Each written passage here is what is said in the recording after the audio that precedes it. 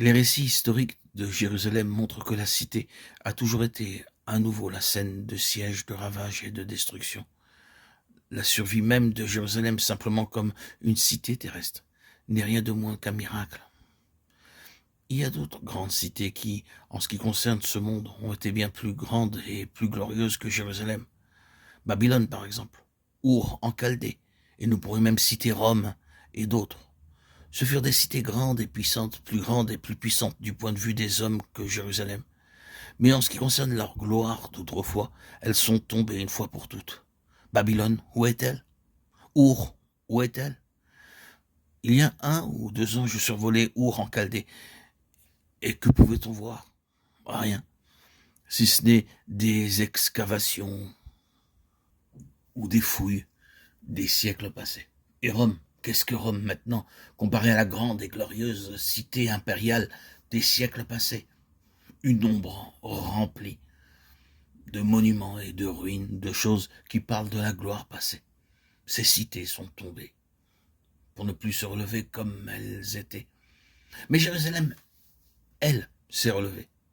Toujours à nouveau, elle s'est relevée, après siège et destruction, montrant, réclamant que Dieu, le Dieu de la résurrection, trouve de l'intérêt en Jérusalem.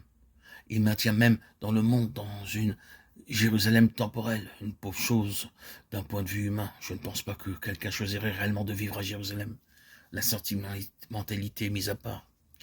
Dans une Jérusalem qui a toujours à nouveau été relevée comme d'entre les morts.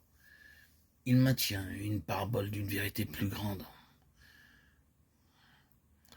Et quand nous passons du terrestre au céleste, quand nous passons de l'ancienne dispensation à la dispensation de cette Jérusalem actuelle, comme le dit Paul, qui se trouve ici-bas sur terre, à cette haute Jérusalem dans le ciel, dont l'apôtre parle, la Jérusalem d'en haut, Galates 4, 25-26, ou à cette Jérusalem de laquelle nous sommes maintenant approchés selon Hébreux 12, 22, ou de la Jérusalem qui apparaît à la fin dans une plénitude de gloire, Apocalypse 21, 10. À quoi parvenons-nous? Nous parvenons au plein triomphe sur la mort, car c'est dans une Jérusalem céleste finale que l'arbre de vie se trouve, ainsi que le fleuve d'eau de la vie. Tout parle de la mort vaincue de façon pleine et finale, de sorte que la muraille en restauration n'est qu'une parabole et une image de cette grande vérité, prouvée dans l'histoire, mais pleinement réalisée en gloire dans le domaine spirituel.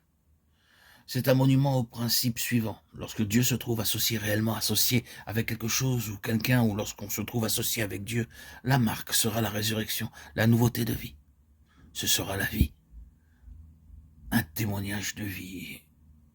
Et le témoignage qui se trouve représenté ici, comme rétabli, projetant sa lumière en plein sur notre temps, qui est marqué par tant de traits distinctifs qui caractérisaient spirituellement les jours de Néhémie.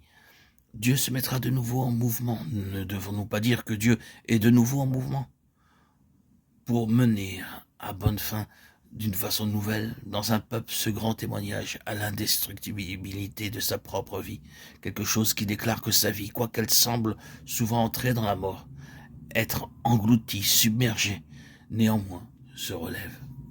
Cette vie ne peut pas être pleinement et finalement détruite, un témoignage de vie. C'est un témoignage à ce que Dieu fait. Voilà le point